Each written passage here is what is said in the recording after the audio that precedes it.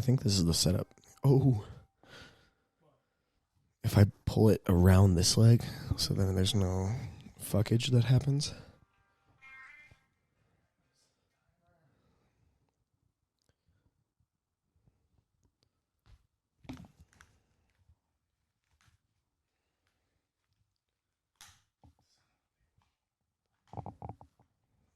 I'm so excited, Kellen.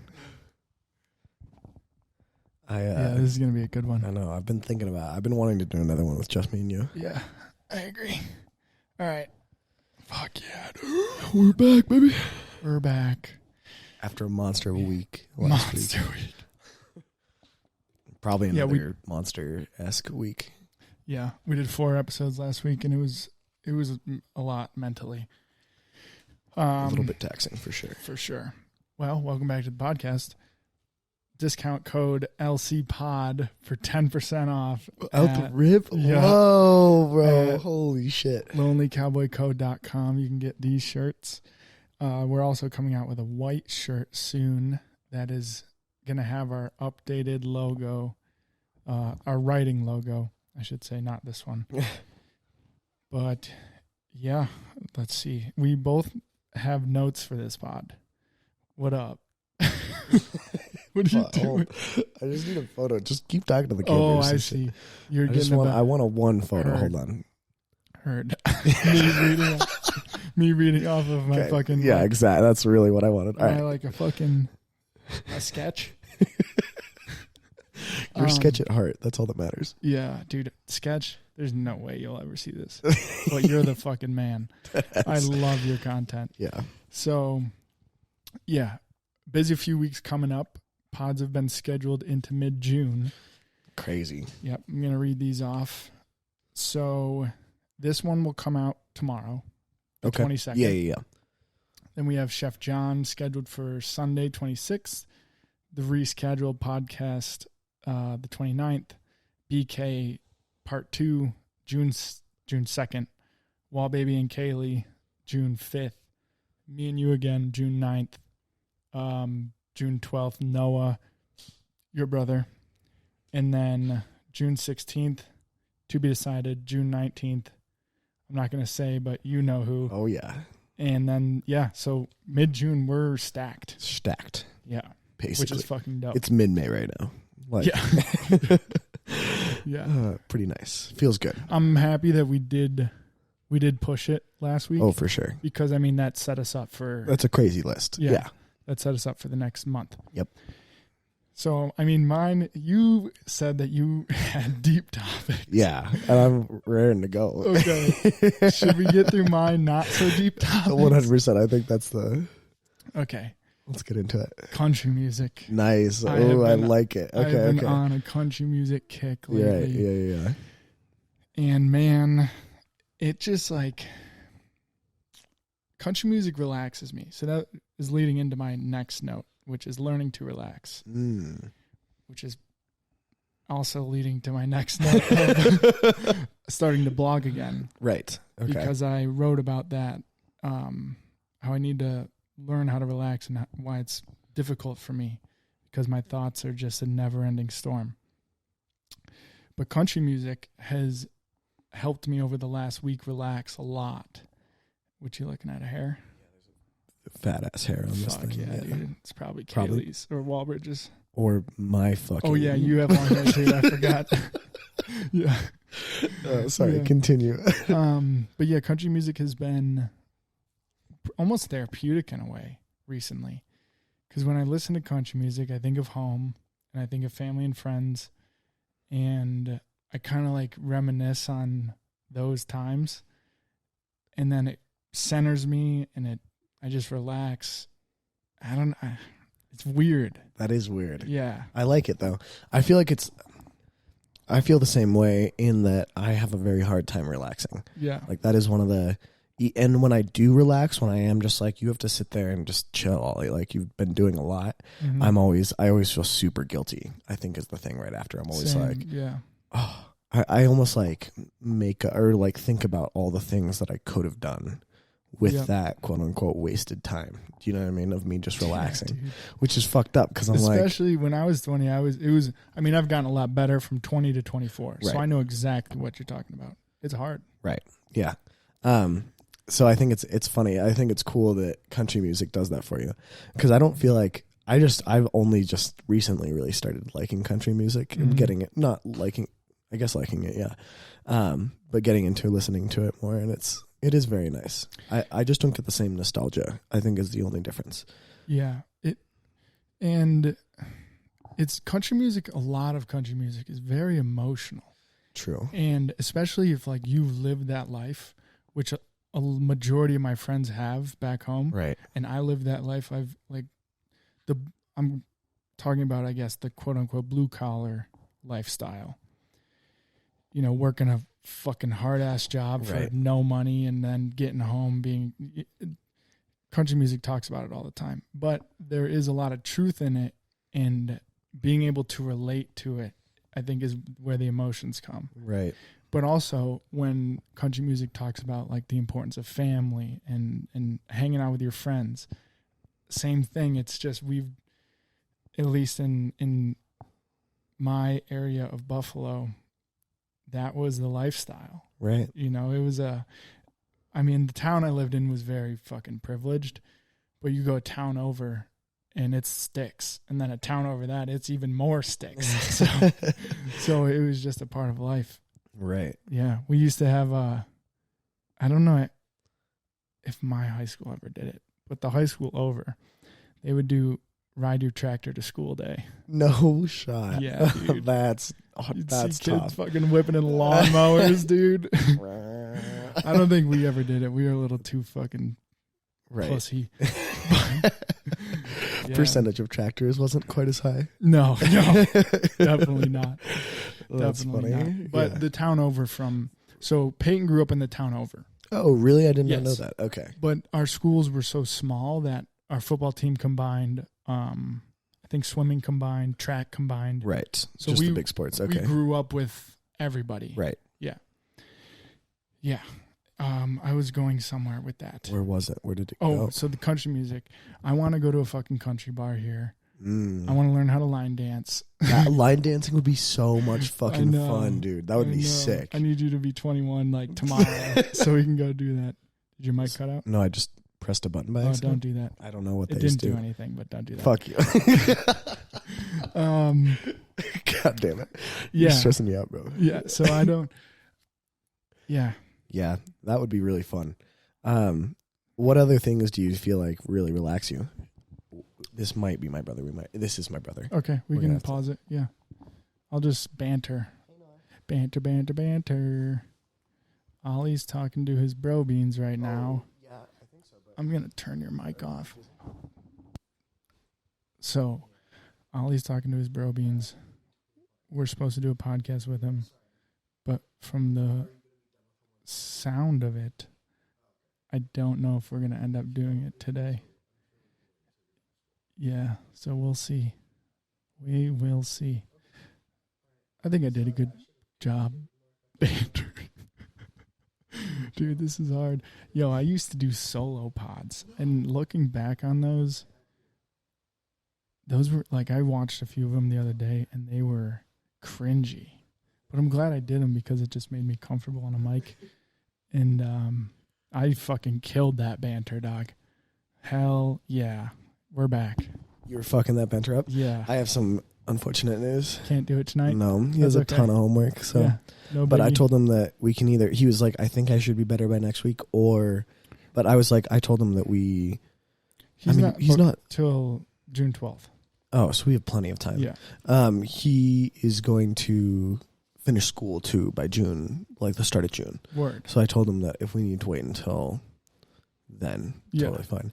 So I'm glad that we're still doing this podcast today. Yeah. Because I purposefully scheduled him out because I was like, I don't know. Yeah. I just heard a timer. It's in my fucking head. What was the banter? Well, it was a lot of bullshit. Right. Well, naturally. Yeah. You're full of bullshit. That's facts. And then I started talking about how I I used to do solo pods and how I was watching them back the other day and how they were super fucking cringy. But I'm happy I did them. Nice. Yeah, It made me comfortable on a mic. Did you look through for any of your old blogs too? Yeah, so the blog, you got to show it that. The blog was called Popular Depression. Oh, okay. And I remember when I made the URL, I had it for like a 3-year contract. Right. So the URL's gone. The website's gone. I think I know where the blogs are. They're on a laptop at my house. Oh. But they could be gone forever. I don't know.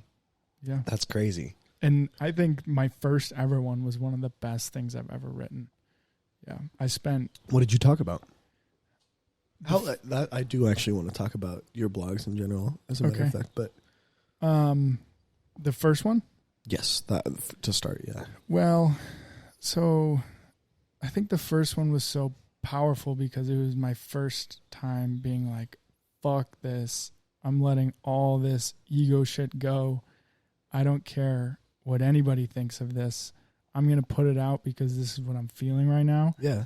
And if someone can relate to it, fuck yeah. Yeah. But so anyways, this was post breakup from my longest relationship. Post, like, not, me and my best friend were no longer best friends.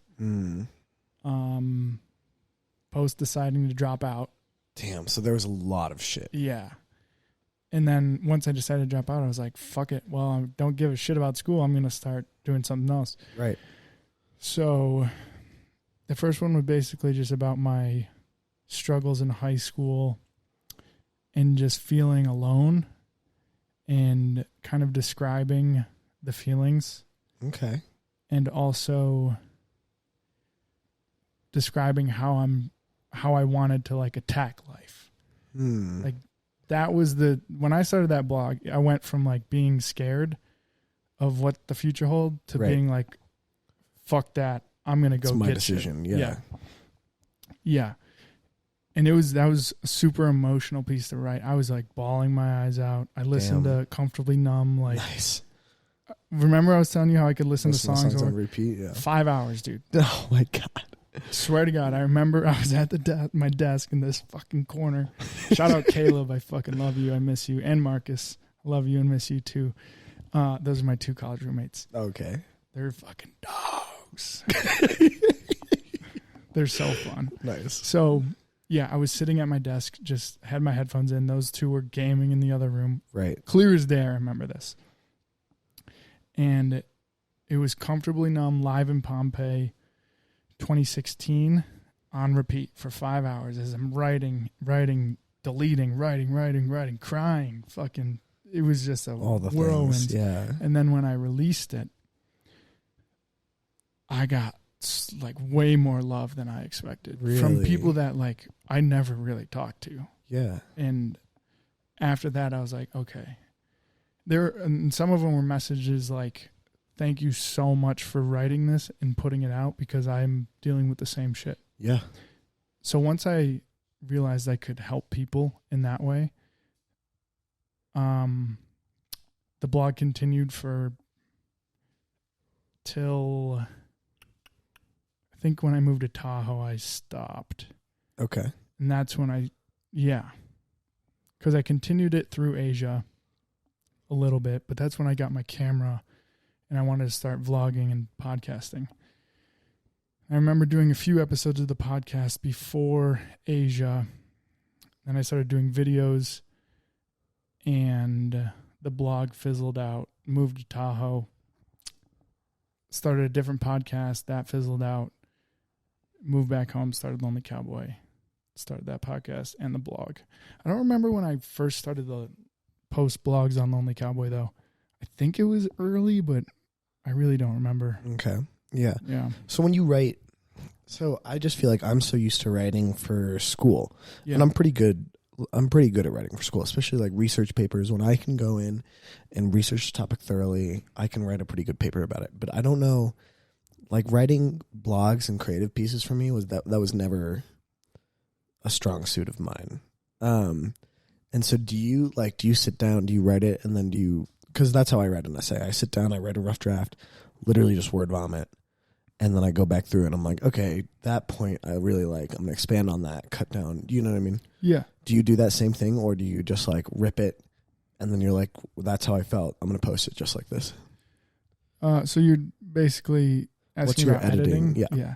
So it's not as much as like writing a rough draft and going through. Right. I'll write as much as I can, read it back, shift things, because I'll go off on tangents writing. Right. And then come back to something like fucking 5 paragraphs later. So I'll just move paragraphs around. Really? Okay. Finalize, like give some little touches here and there if I think it needs it. And then, I don't think about it too much. I'm just like, everything there is truthful. Right. That's good. You know? Yeah. Uh-huh. And then how long do you try and write with them? Or like, how long does it take you, I guess, is a better question. The one I just posted, I think I wrote for like an hour the first day and then probably an hour and a half the second day. Really? Yeah. Okay. That's crazy. Yeah. Do you always end it with riding off into the sunset of the next podcast? No, that shit was funny. Yeah, that just fucking popped into my head. I was like, that sounds cool. Theoretically riding off into the sunset of the next podcast. Yeah. That was heat.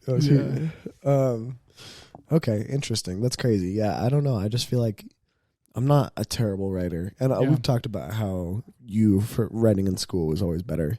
And I didn't write, that just was never a fun part for me. And I think that might be attributed to my English teachers as well. How I don't want to say limited my creativity, but it always felt like I had a million structures to follow. Yeah. You know what I mean?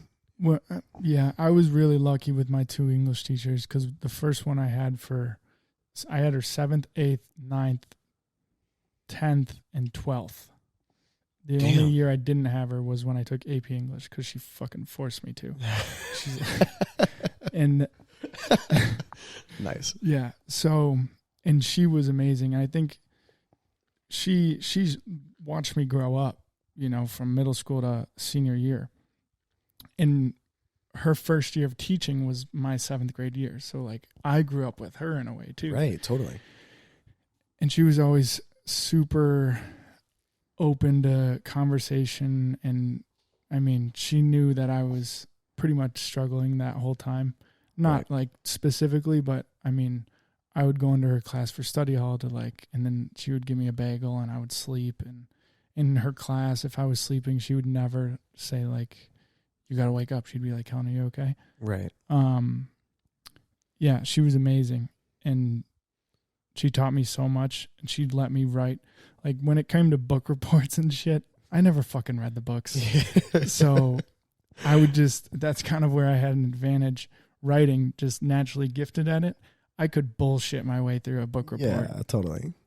But when it came to creative writing, I remember writing about mental health for the first time as a freshman in high school. Right. And no one fucking knew what it meant besides her. Right. So she loved it and she kind of just let me write whatever I wanted. That's pretty cool. When it came to that stuff. And then I took journalism with her too, which was the most creative writing you could do. Yeah, right. Or you can do whatever you want, right? Well, in high school, that class was probably the most creative you could get writing. Okay, I got you. You're not going to be able to do the shit you do in journalism like you do in English class. Right. Yeah. Yeah. And then my AP English teacher, he was awesome. He was very stern, but very funny. And same thing, he knew I was struggling with shit. So he never cared about my grades because I did not do well in that class at all. Right. And I knew I wouldn't. I just didn't pay attention. I didn't fucking talk in class. I didn't do anything. I just slept and, bullshitted my way through. But we would always have amazing conversations, and he didn't give a fuck about my grades. That's pretty fucking cool. Yeah, he was like, dude, it's your grades. I don't. And then I saw him out one time I went to this diner, Charlie's Diner in East Aurora, and before school, I bought breakfast and I saw him and I like told the waiter, I was like, can you pay for his breakfast too? So I think since then he was always super. He knew that who I was as a student was way different than who I was as a person. Right. You know. Totally. Yeah. That's cool. That's a really actually beautiful way to look at it. Yeah. And those were the only 2 teachers that really did that. And my coach, my basketball coach and baseball coach. Yeah. Yeah. That is nice. Well, we started with country music. I think I got more topics. There was something, I feel like there was something along the way, though, that I was like... You haven't even looked at your list yet. Oh, I know. It's there, though. Oh, it's in my head, bro. Don't even worry. All right, let's see what I got. So we covered those 3. My next note was trying to be more compassionate, less angry for no reason. And that ties back into the relaxing thing. I think when I'm not relaxing actively, I just become angry and not as compassionate toward others. And that is like a general statement, or are there specific things or times that... I think when I'm taking life too seriously at work or with relationships, friends and significant others, like when I'm consuming too much stress, when I don't need to be, I become like just irritable and I don't want to be around anybody because I know I'm not going to like vocalize how I'm feeling during that time. Right. So I just want to be fucking left alone. I don't want to talk to anyone. And then through that self-reflection alone, I just realized that I need to stop caring as much and just letting things be how they are, you know? That's lovely. Have you ever heard... So, I can't remember where exactly I learned this, but me and my mom talk about it a decent bit. It's the theory... I think it's a Buddhist or something theory that the harder you hold on to something, the harder you try and squeeze and grasp, the farther that thing is away. You're closest. Yeah, oh, no, it is. It's totally. So that's the whole meditation thing, is when you're sitting there and all you want to be is completely free in your head. Yeah. And you're trying so hard. That's when it's going to be the farthest. When you're grasping for it, that's when everything, like what you want or what you're aiming for, is farthest away. And when it's closest is when you're letting it be. And that's also when you get to see things, when you're open to experiencing things. So it's really... I love that sentiment. It's like, if you really care about something, you have to understand that you can't grab it because that's the farthest. Yep. You know? Yep. I was thinking about that in yoga today, dude. I was just in my head about some stuff. Nothing crazy, but I wasn't present the whole time. Right. And then when I would just remind myself, like, all right, your breath, where's your breath? What pose are you doing? Those are the only 2 things that matter right now. Yeah.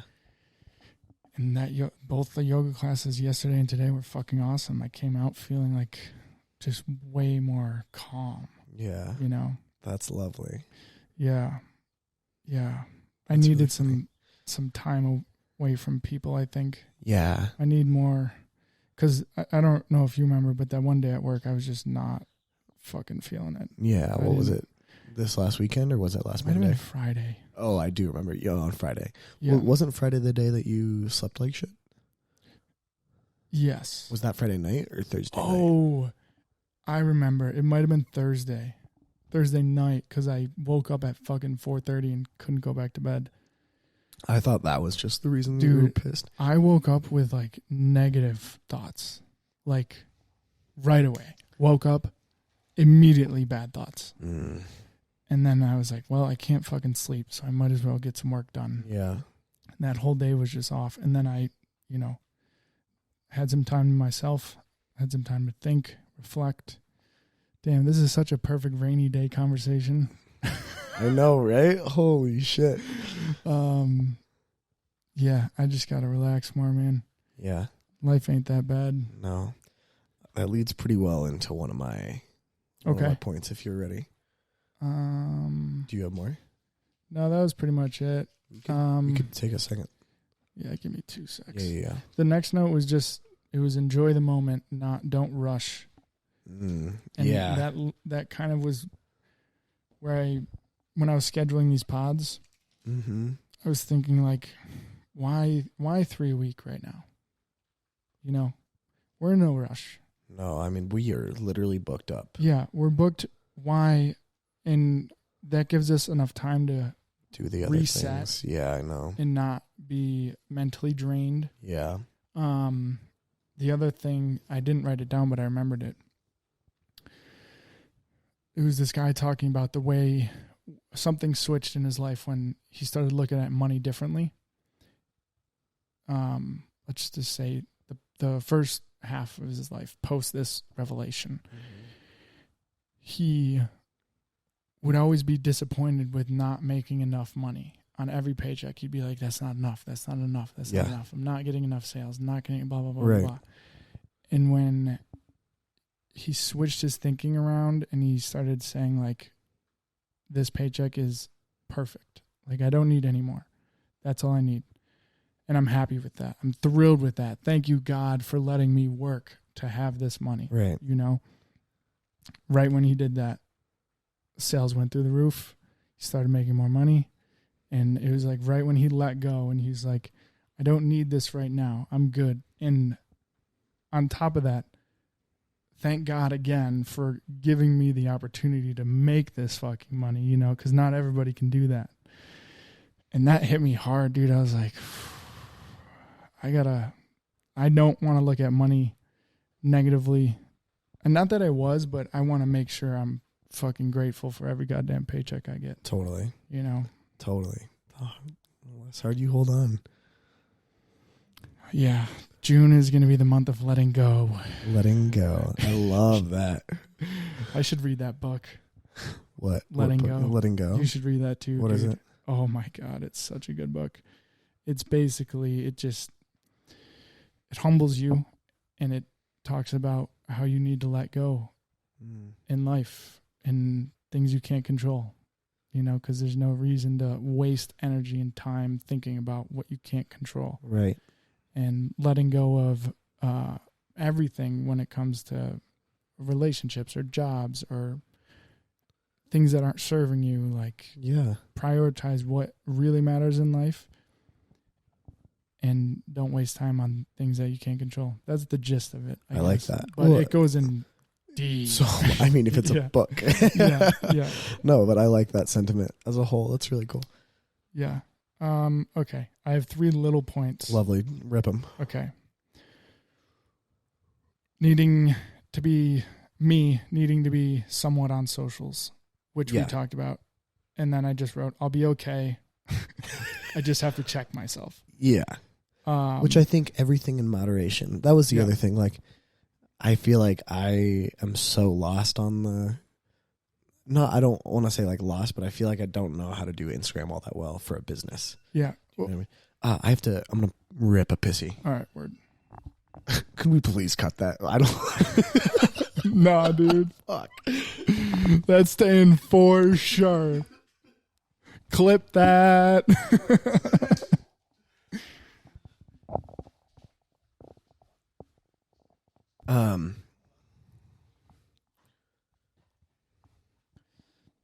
I think to that point, like everything in moderation is a good way to just be.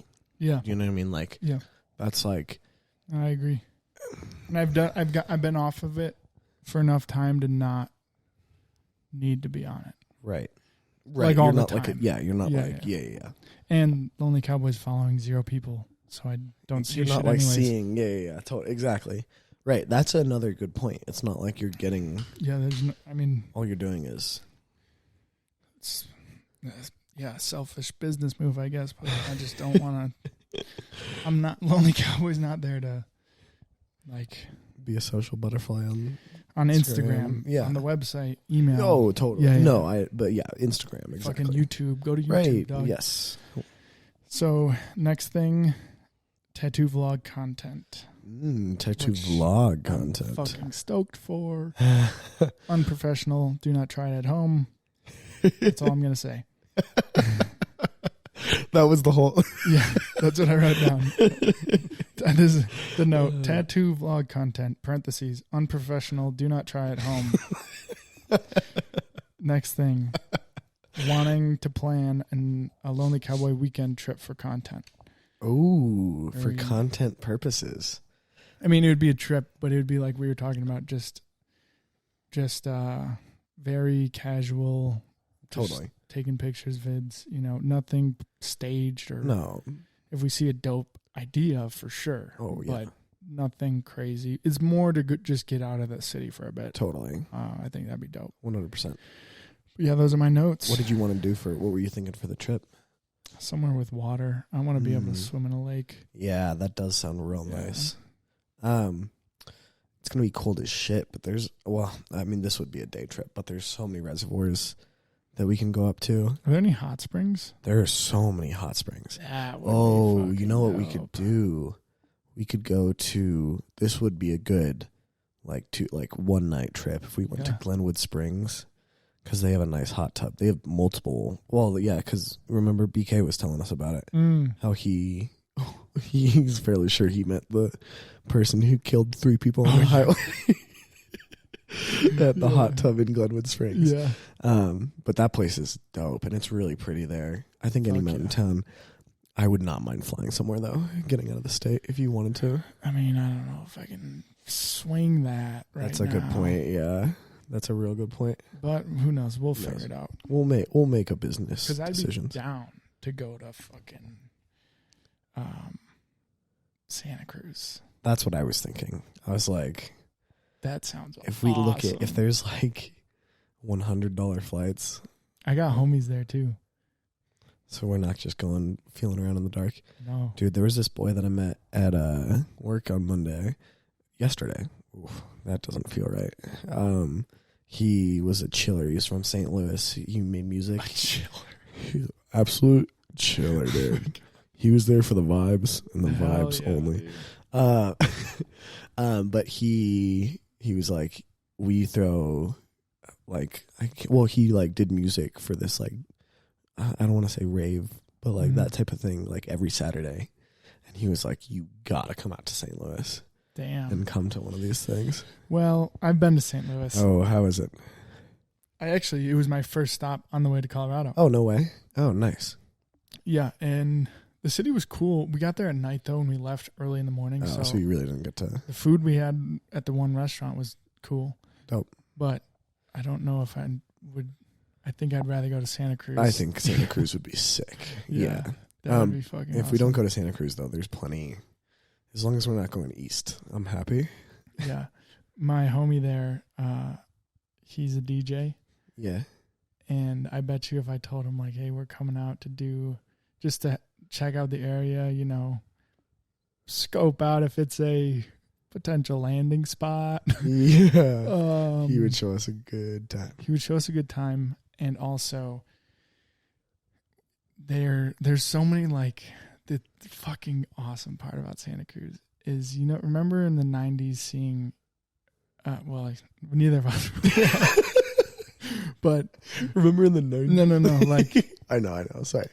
Outside, basically, block party concerts. Yeah, okay. I got you. Yeah, and it's punk rock band. Yeah. There's just fucking grimy in there. Yeah. Yeah, just grungy ass people. Yeah, totally. Drinking keg beer and right. Yeah. Beach vibes. Oh, right. That does sound pretty fucking nice. I would love to go to Santa Cruz. That would be sick. I know. You're gonna want to move there. I'm telling you. I know.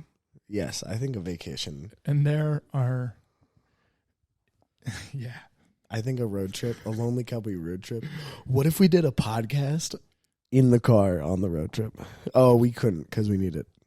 Yeah, it'd be tough. If we could figure that out. I have wireless mics. No, we should just do it at the place. You're right. We can just get. We can bring the stuff. Yeah. That's going to be way easier. What was I going to say, though?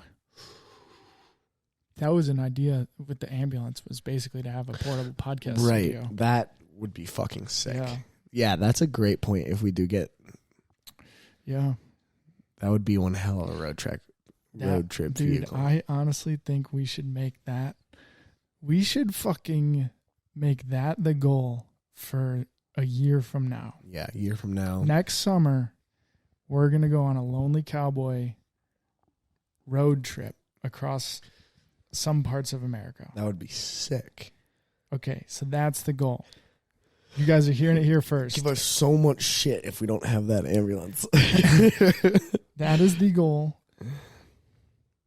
A lot of the times when I have these ideas, they sound great the first hour. Yeah, and then you're like... Then the logistics set in. But I think a year from now is a good amount of time. Right, hopefully. We'll build traction.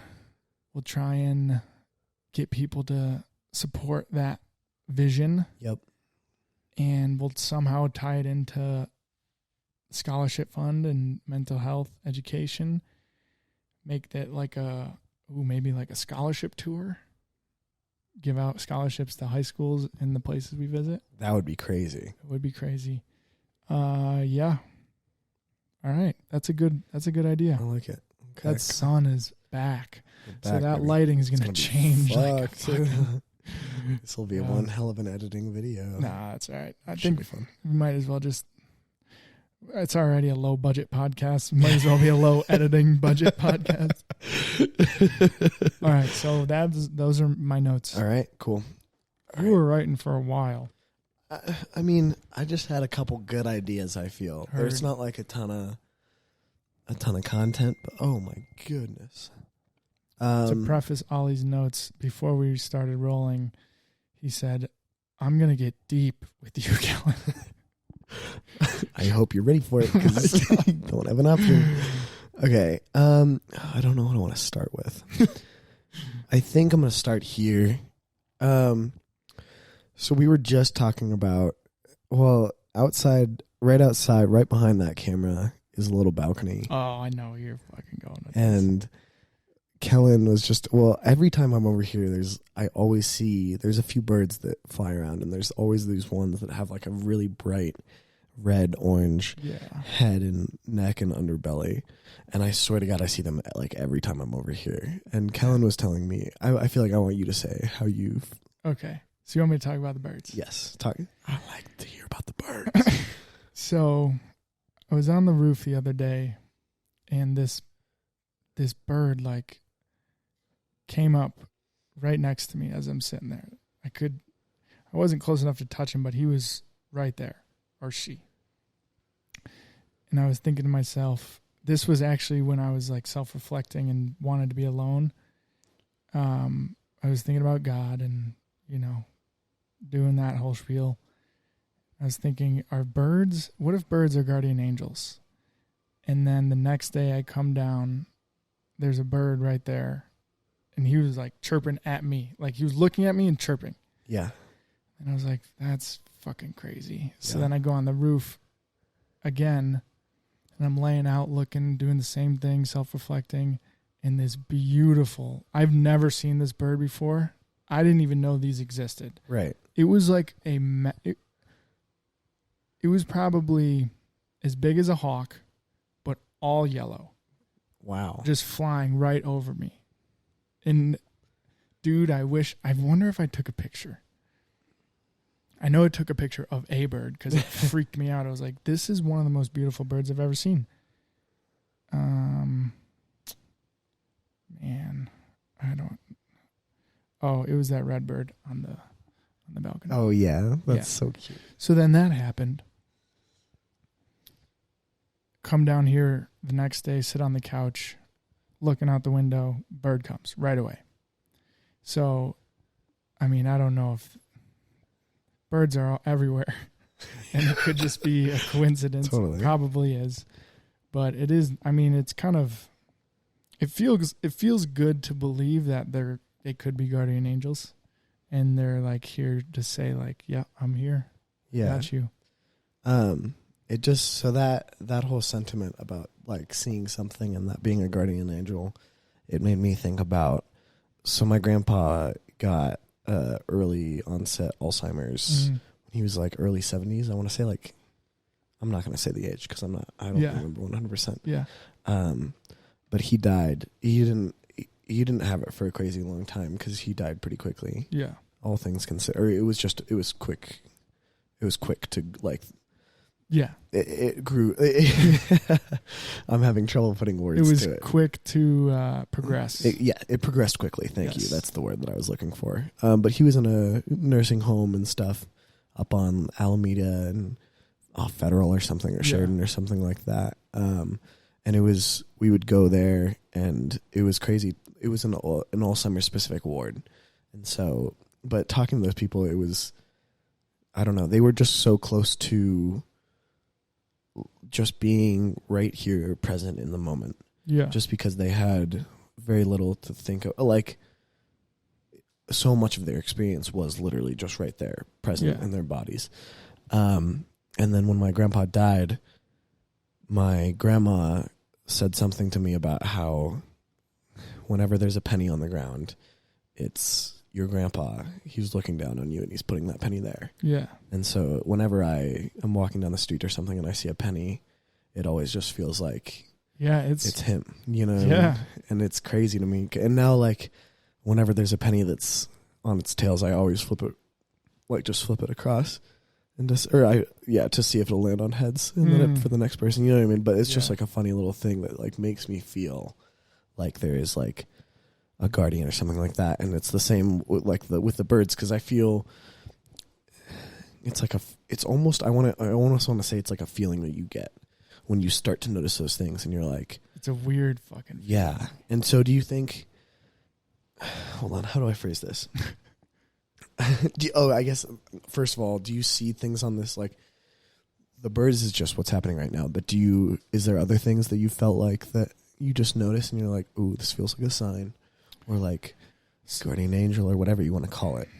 Honestly, I don't know where I started to think of guardian angels, because I've never really, I've thought about them, but I've never put a lot of attention to them. Yeah. That just popped into my head, and then that started happening. With the birds, yeah. Yeah. So that was the weird part. That's a great way, yeah. I wonder if, like, guardian angels exist, and I wonder who's watching over me. I think my grandfather is, for sure. And then, so I thought that. And then all these birds started popping up. Totally. And so that's so funny, because that exact sentiment is what makes me think it's like just our heads. All it is us being like, when you start to think about something, when you start to notice things, that's when you're going to notice it. Yeah. But that doesn't take away from any of the beauty of it, because that just means that's what you need to notice. For sure. Right there in that moment. Yeah. Do you know what I mean? And it's also what you focus on and through your thoughts is what you're going to see in real life. Right. And so if you're thinking about negative shit all the time, you're going to see all the fucking negative shit. Yeah. You know? Uh-huh. If you think about positive shit all the time, you're not going to see it all the time, but, you know, you're going to be a more positive person. Totally.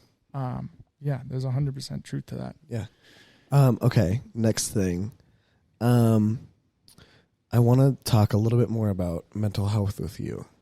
Because that's, I mean, at the end of the day, that's what we're fucking here for. When you get into ruts, or like notice yourself in cycles of like not feeling good or feeling down, are there specific things that you do that not even get you out of it, but just make you more conscious of what's happening? Can you say that again? Yeah. I'm just like, I'm trying to think of a better way to phrase this. Because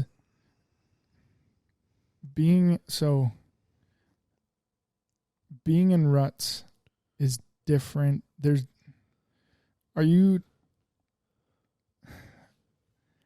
I don't know how.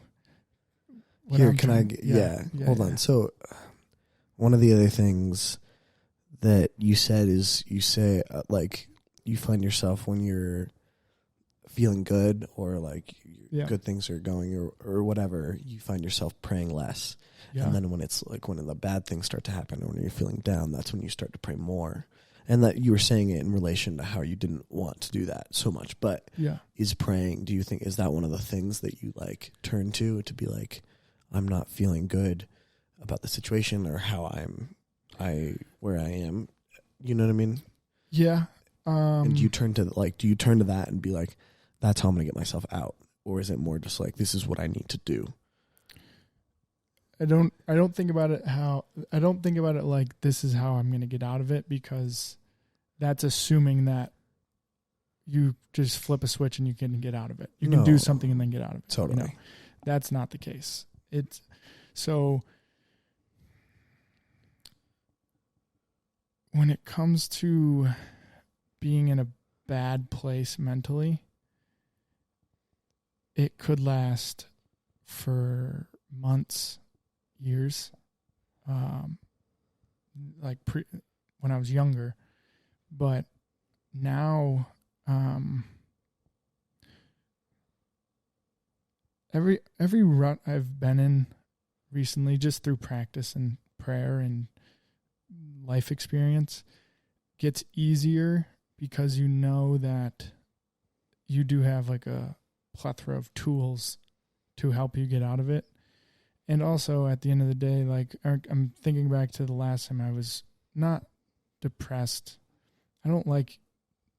Ironically, my old blog was called Popular Depression, but I've learned to not really like that word too much. But it is real, and it is horrible. It's horrible to deal with. But I guess what I'm trying to say is the last time I was closest to depressed, but I wasn't in a depressive state constantly. I knew exactly what needed to happen, and I was just putting it off or ignoring it and being like, no, that's not right. Like, right. I think this is right. But in my heart, what I think is a voice from God is like, no, motherfucker, this is not your place. Interesting. You need to move on and get back on your path. Yeah. So instinctually, I think we all know what we need to do if we dig deep enough. That's the issue, is people don't want to dig deep. Got you. Because it gets fucking dark and emotional, but you have to do it. Right. You know, that's the scary part of, I guess, diving into the mental health world is like, you're going to dig up some shit and it's going to be hard. Mm-hmm. But that is the only way through. Yeah. I talked about it in the blog. It's like, if you want to get through the fire, the only way is straight through. Right. You're not gonna bounce around trying to avoid it, you know? Mm-hmm. But yeah. Did that answer your question? Yes. I think it's so interesting how people, cause like, I feel like I've heard so much of what I hear is like, when you're depressed, like 5 steps to get over. And that was another thing that was interesting. I see. Okay. Like with the grief too. My mom did a whole thing on how we as humans grieve. How we as humans grieve. Grief. Yeah, grieve. I think it's grieve. I don't know. I'm not a... You're right. Yeah. And like, there's like supposed to be 5 stages, but it's more of we like bounce in between these stages. You know what I mean? We're just like... It's not one, it's not two, a line. 3. It's not a linear experience. No. Exactly. And so I think it's really interesting. I just want like, I don't know how to phrase this. Well, okay. So this is where I was, I think this goes back to like just noticing the right things. Like, when you're like praying or when you're in the wrong, I feel like I'm just butchering the phrasing of all of this. What do I think about? Yeah, because I think it's just noticing. You're just trying, like we're just talking about the signs. You're just noticing them and like putting meaning to them. Yeah, because that's what you need and that's what you see. So is that what you're doing?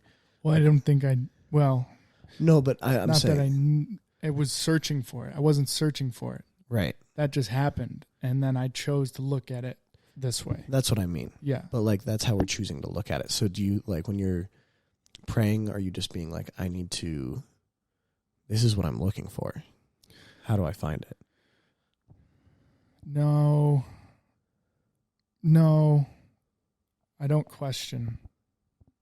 I think that's a big part of prayer for me. maybe I could start considering that, but I think I just don't. I try when I'm praying not to question. And I just, are you asking basically what do my prayers look like? Yeah. What do you use? Like, are you, what am I saying? Yeah. I guess I do want to know. Okay. Well, they vary. Depends. Yoga, it's pretty typical. Typically I hit the same points. But throughout the flow, I'm always thinking about it and thinking of where I can do better or think better in this situation. And like I was talking about, be more compassionate and right, more present. But the prayer at the end is usually like just being grateful for my health and my wealth, and then praying that God is watching over the people in the room and protecting them, loving them. Same thing for my family and friends. And then the same thing for the people that, I don't necessarily get along with very well. It's basically just praying that God protects everybody and shows up for them if they need them, because I know it has worked for me, so I want other people to feel that too. Yeah. Yeah. Wow. Okay. That's really nice. Yeah. That's actually really nice. That's pretty lovely. But that's just the yoga. No, typical. totally. That's a typical yoga prayer. I'll do at the end. Yeah. That's really nice. Yeah. So have you heard of the concept? There's two, I think it's called the negative bias. This is the first one. And it is when two basically events of the same magnitude occur, you're going to positive, neutral, or negative, you're going to remember the negative one, or it's going to affect your psychological state more than the other ones. For sure. So then the other mental phenomenon or psychological phenomenon is what's it called? I might read the definition for this one because I liked the definition a lot. It's called the mood congruent memory. Okay. And what this is basically we tend to selectively recall memories that are congruent with the mood that we are currently in. So basically, that makes sense. Right? Yeah. Right. I know it makes sense. It's funny to hear the definitions. You're like, oh, that's a real fucking when thing. I'm angry, I think about exactly shit that made me angry. Right. Yeah. Exactly. So I feel like I think it's so interesting to think about these concepts, because when I'm in a bad spot, I just find myself going around and around in circles of just negative. Yeah. It's like a negative feedback loop that I'm putting myself in, because I'm like, think about this negative thing, and then I'm like, oh, I have a slew of other negative things to think about right now, and it could never end. Do you know what I mean? Yeah. Yeah. So I think it's really interesting to try and think about how our brains work. Like that is, if I let my rabbit brain, hole. I know, but psychology's weird. Crazy. Yeah. It's weird. Right. But I don't know. So that's why I was like, when you pray, do you think you're just trying to get out of a negative loop, or is there something that will get you out of a negative loop?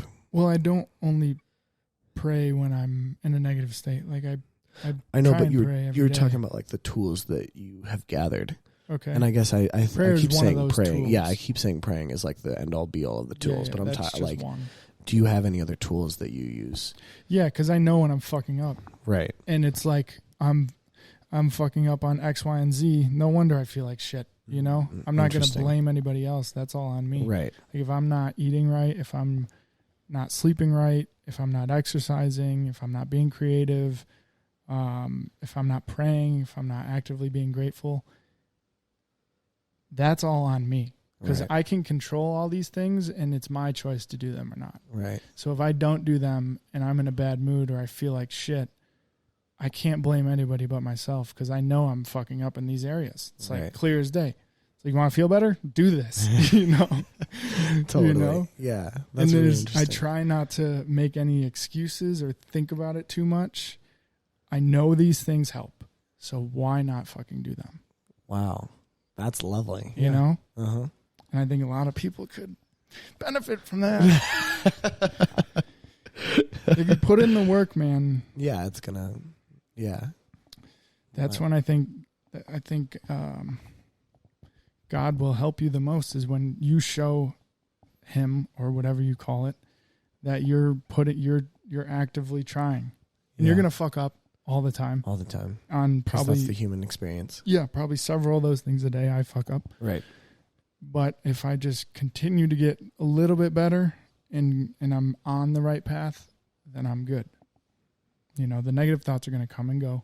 Yep. Same with the positives. The highs and lows are just going to go flutter off into the distance, ride off into the sunset, theoretically. Right. It's a reference to the blog. Yeah. That was good. Yeah, there's things that I know help me. So why would you not do them? Why would I not do them? Right. The hardest one out of that list I just gave is probably eating. Yeah, is that the one you struggle with the most, you feel? I do, and it's no one's fault but mine. Right. But if I'm hangry, I don't want to be around anybody. Yeah. Like when I need to eat, I need to fucking eat. Yeah, that's what needs to happen. That's really funny. But when I am hungry, I am way more grateful for food. I'm like, God, thank you for this food. Totally. That's really funny. Yeah. I think I struggle the most with the sleep one. That one's hard. When I was 20, my sleep was fucked. Yeah.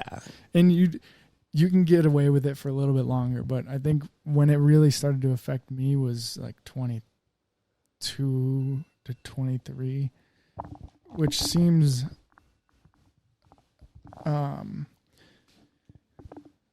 it seems young. I mean, you'll hear people say they'll just say like you guys are so young, blah, blah, blah. You should be fine. You can stay. Yeah. But I just can't, like dog. Yeah.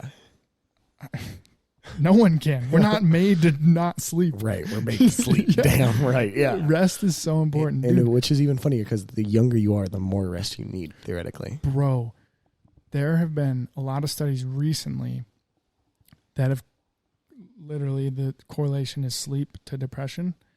If you're on a sleep cycle and you're sleeping correctly, like the numbers are crazy at how much it not eliminates completely, but minimizes mental health issues. Yeah. That makes so much sense. So much sense. I mean, because your brain's going to be working so much better if it's on a basis of good sleep. Dude, in high school, I slept the worst in my entire life, and I felt the worst in my entire life. Right. Yeah, man. Sleep is so fucking important. Yeah. And also, what I think a lot of people don't realize, or they just choose to ignore, is even if you have 1 or 2 drinks in your system, I mean, I'm a culprit of this. I drink. But 1 or 2 drinks in your system when you go to bed, it fucks up everything. Totally. Which is crazy. I know. That's I think, why I slept until Did you 1 go today. out last night? Yeah, I told you. Oh, yeah. Yeah. Oh. I woke up at like 7 and I was like, oh, okay. I didn't think I'd be awake. And then I was like, I'm going to lay down for like another minute. And I was going to set my alarm. And I woke up at 1 with like the alarm screen still open like this. I was like, oh, I don't know. Damn. It was really funny. Yeah. That's really interesting. So I've been prioritizing sleep more. Yeah, that's really good. What time do you usually wake up? Like, what's your usual? Well, for work, if I work at 8:30, I get up around 7:30 and shower and eat and then head out. But I'd like to be getting up earlier, honestly. I've been having a hard time falling asleep. I need to be better at that because I think it'll help if I just either read or just immediately put on a podcast and try and just close my eyes. I don't know. I'll figure something out. Yeah, because with me when I go to bed, it's like I almost feel like I really want to just melt my brain for a second and just like, I need to decompress. But I feel like that's the wrong time. It is the wrong time. I'm like, why am I doing it right now? Like, I think I need to start giving myself enough time to decompress. Yeah. A lot of people talk about 1 hour before you go to bed, put your phone away. Right. Totally. And then just do other shit. Right. Doesn't matter what it is. Right. But turn the lights off too. Dim the lights to get your brain and shut down. In that more mode. Yeah. You can train your brain through that, which is also crazy. That is pretty crazy. Mm-hmm. And once you get on the sleep schedule, you'll train your brain to cut out at this time and wake up at this time. Right. Yeah. Yeah. And the other thing is, I feel like I'm such a night owl. Like my brain, I feel like is firing the most at night. Yeah. Which is brutal. And I think that might be attributed to me going to bed late anyway. And then like it by the time. But I feel like I've known so many people that wake up and they're like, whew, I'm ready to go. You know what I mean? And I'm like. Well, yeah. I have something that'll help, but we can talk about it off the podcast. Okay. Yeah. It'll help a ton. You're not going to like it. I'm probably not going to like it. Yeah. I think I actually know exactly what you're... Yeah. It'll be a game changer, though. I'll tell you. What other notes you got? You have a fucking massive-ass list. I know, but we're just skipping around so much. Yeah.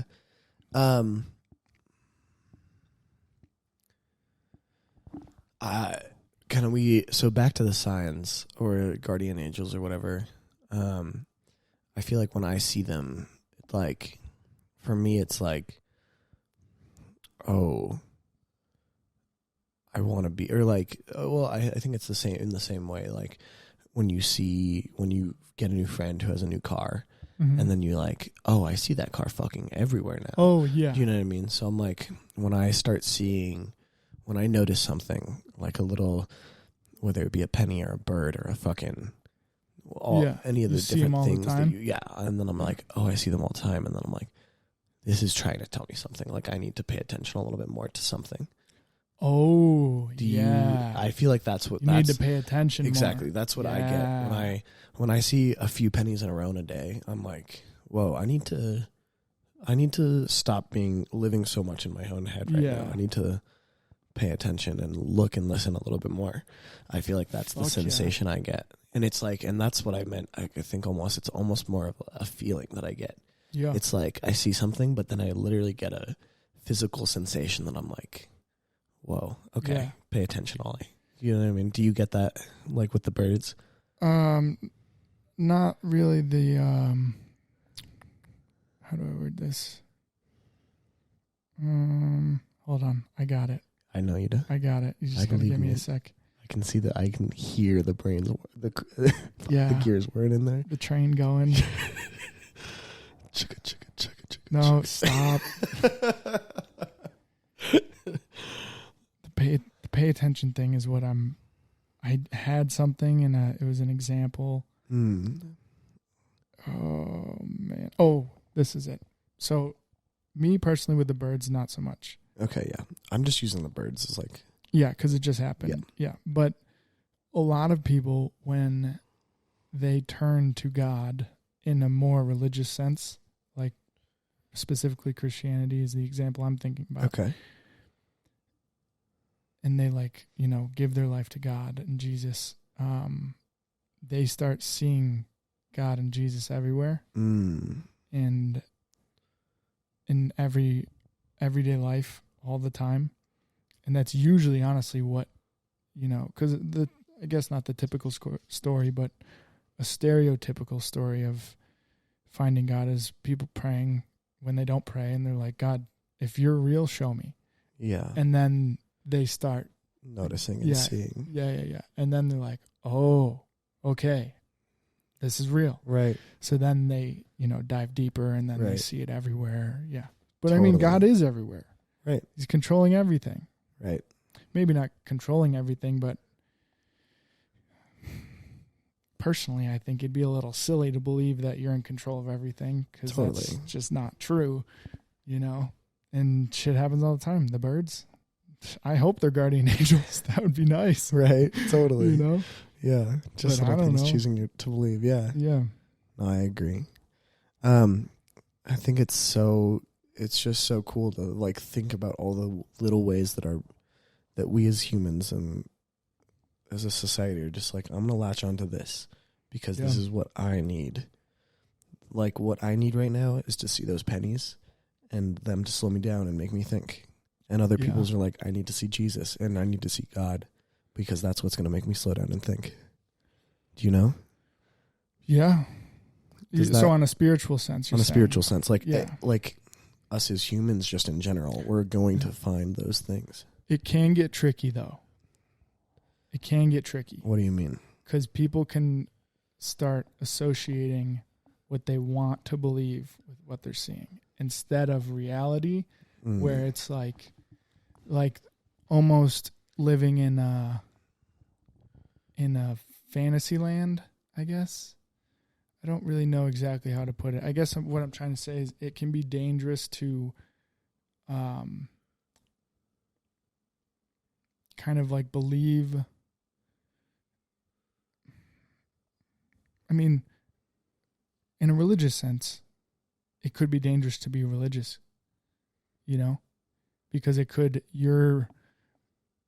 you might interpret a religion in a more selfish way. And then you look around and start believing things that are just for you, if that makes sense. I got you. You can latch onto the wrong things. Yes. Perception is everything. So Totally. If you're perceiving something in an unhealthy way, but then you just choose to look around and perceive everything else in an unhealthy way, that's where it can get dangerous. But I feel like that can be applicable to everything, really. Yeah, exactly. It's all just how we're looking at it. And I don't know. I'm not wording it correctly. I think this is an episode of us flooding around the right wording of things. I just think that what was your point that made me think of that? Just the one that I just made right now about how we're like, as humans, we choose what to believe. Kind of. I didn't mean it like that though. I just meant that we are finding something that will help us. Okay. Like we're just going to find something that's going to make us not even believe, but just like be aware, be present. Like, okay, what are we looking for that's making us think about stuff? Do you know what I mean? So, yes, thank you. That helped. So it can be dangerous when you latch onto something and you make it your identity. Oh, I see what you mean. I understand now. Okay. Because if you latch onto something and you think that is the best thing for you to latch onto, right, and then you make it your identity, it can get dangerous. Right. Because it might not be the best thing. All of the things. It might not be everything. Totally. In a lot of cases, that one thing is not everything. Totally. 100%. There was actually there was this man, Jordan Peterson. He's a controversial man. Oh no, I don't even know. He was a psychology professor at the University of Toronto. He's extremely decorated scholar. Okay. He's written a lot of books. One of my favorite books ever.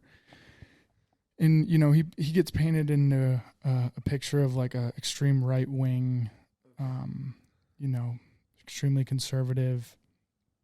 But he basically has gone his whole life trying to figure out the meaning of life and how psychology has helped, or his lectures, what he wants to talk about relating to God, and like he wants rebuttals in every sense. He wants to have a conversation instead of just butting heads. He just wants to, let's get down to the real shit. Let's talk about it. Yeah.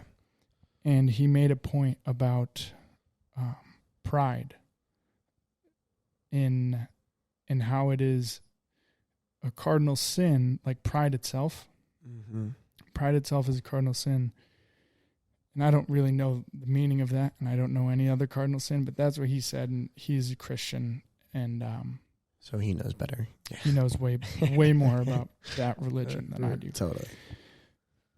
And then he was relating it to like, okay, if we know pride is a cardinal sin, then what are we doing promoting pride in sexualities?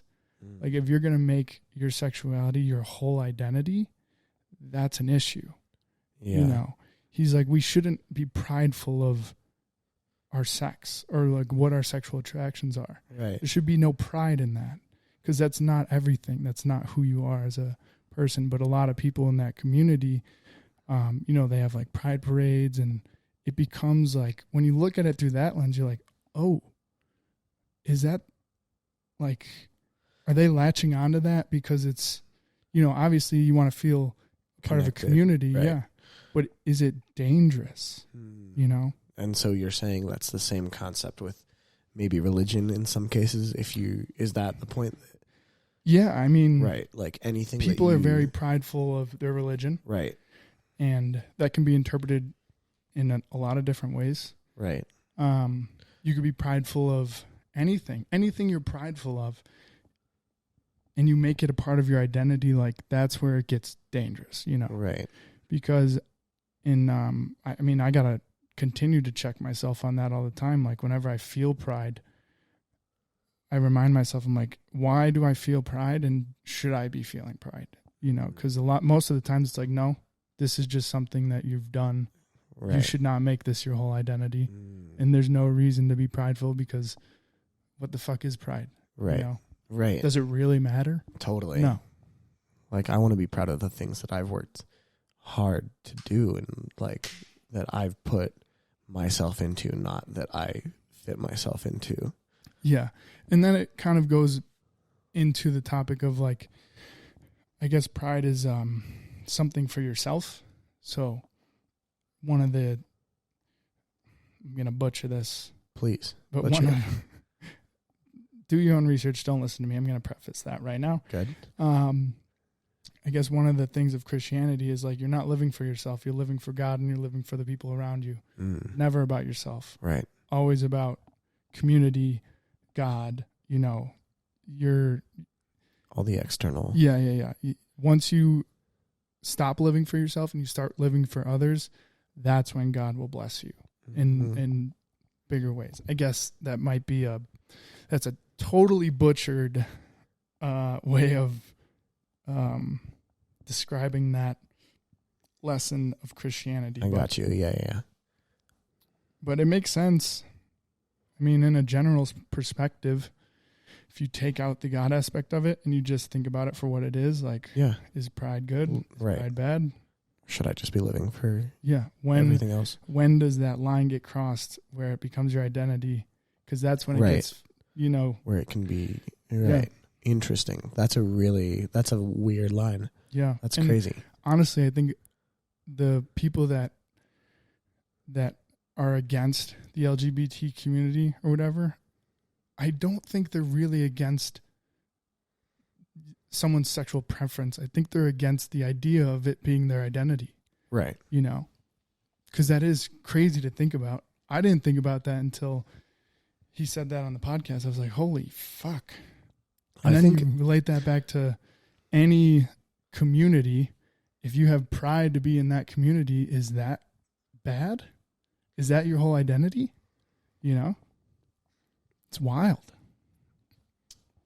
Yeah, because like the same thing, like with it being for yourself, pride being for yourself, like you have to have some degree of pride. And like if I wasn't proud, exactly, like if I wasn't proud of what I was doing, or like if I wasn't proud that I'm trying to be a part of Lonely Cow, like, trying to advance Lonely Cowboy, I wouldn't be doing it. Yeah. Do you know what I mean? Like, so there's like a certain need for some amount of pride, for sure. Yeah. Because like otherwise I just wouldn't, but that in regards to it being for yourself. But when you're like proud for, I don't think you should be.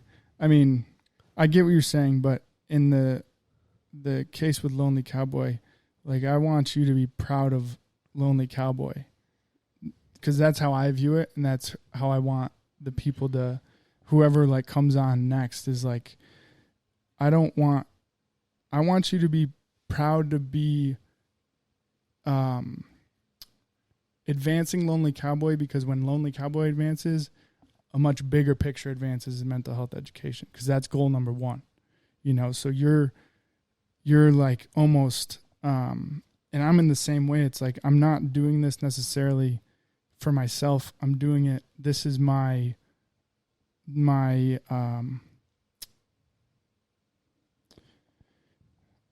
my creative direction to what I think is possible when it comes to advancing mental health education. Like, this is what I think of will work and will help society as a whole.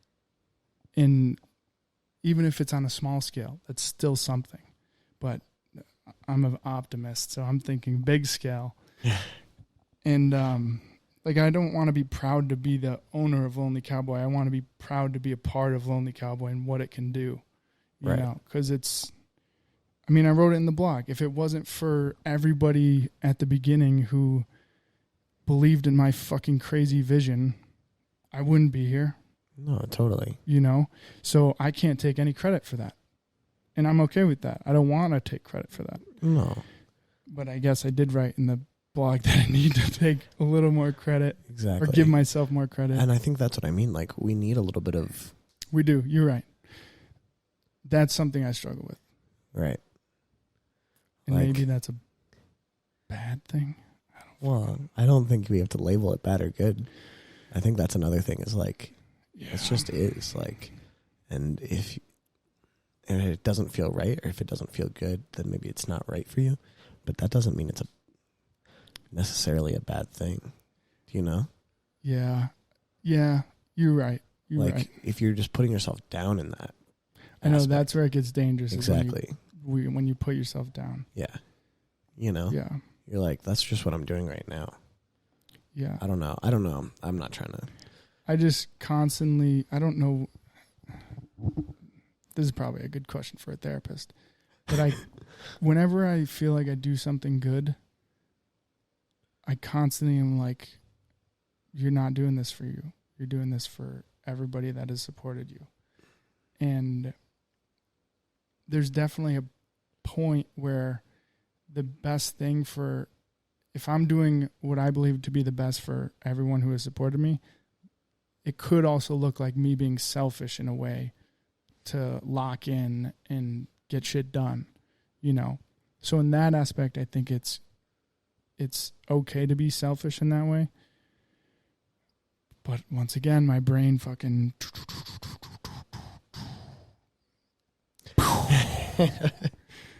Totally. And then I get the demons coming out and they're just like, remember me?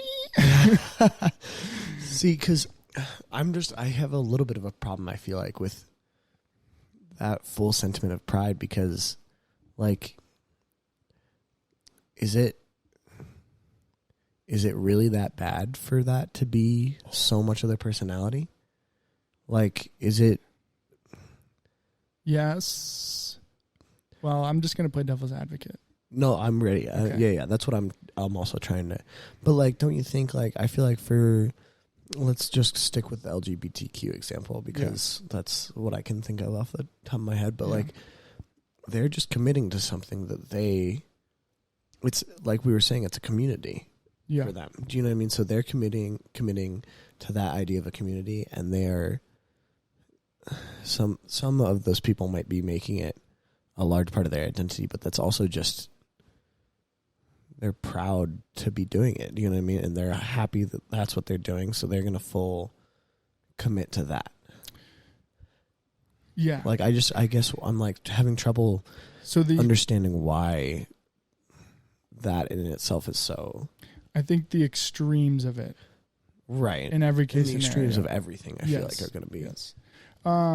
But then also, I don't. For that example specifically, though, I think it's weird because I mean I'm straight, so I don't understand that community.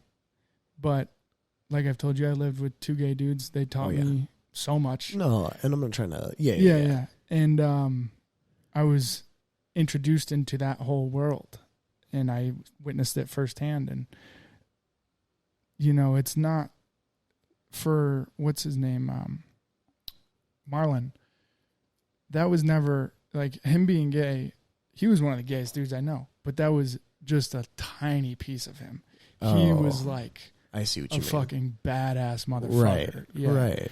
And he did so much other shit, and he was so smart, and you know, he was a go-getter. If he wanted something, he just went and get it.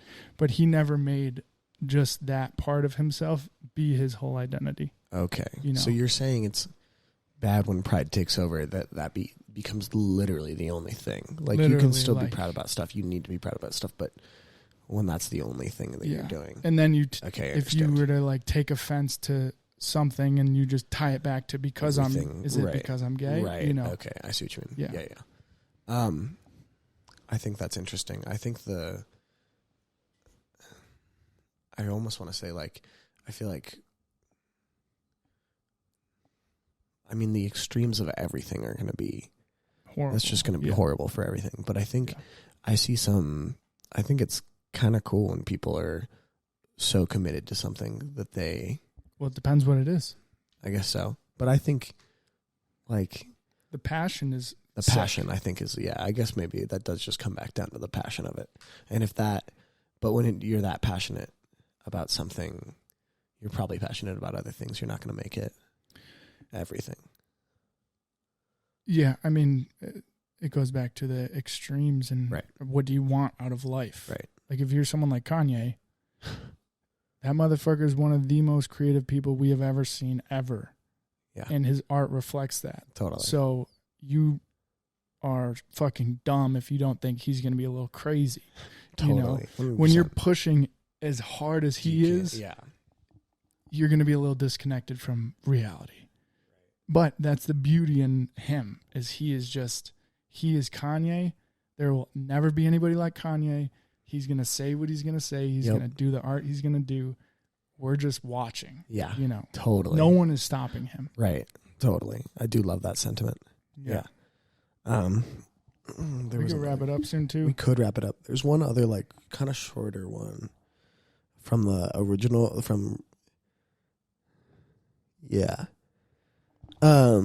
okay. I don't think we've talked about this. I just thought it was interesting because I find I guess I'll start with you.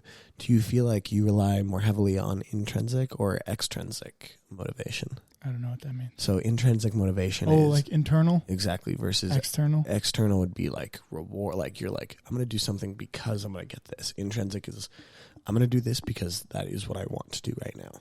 And that's not, I'm not, again, butchering the phrasing, but where do you feel like you fall? Motivation-wise? Yeah. Where do you find the most motivation? Because I guess you're not like relying on it, but like... I guess external, because I want to change people's lives.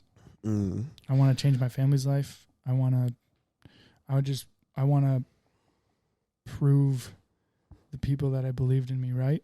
So I guess that's partially internal. A lot of it's internal. But I think being able to change my family and friends' lives would be fucking awesome. Right. And that's external. That's interesting. Yeah. What about you?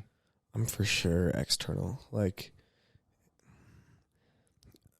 I don't know. Again, it's like, it's very situational. It's going to be hard. It's going to be different for the situation. Like, for work, for some reason, I don't care all that much about the money. Like, the money's nice. Yeah. But there's something inside me that I'm like, fuck, I want to be working right now. Do you know what I mean? Yeah. So I would say that's a little bit more intrinsic. Yeah. But then, like, for school, it's like, oh, I have to finish this assignment so I can go smoke a bowl. Like, I have to have some sort of reward, something I'm going to get. Or, like, something I'm get. Like, I have to, like, think about what I'm going to gain really hard.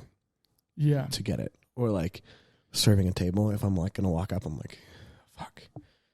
Dude. What am I going to get? I have to get this tip. That's what I'm going to try. You know what I mean? That is probably the hardest part about being a business owner, is the amount of shit I've done with literally nothing, no reward, nothing. Right.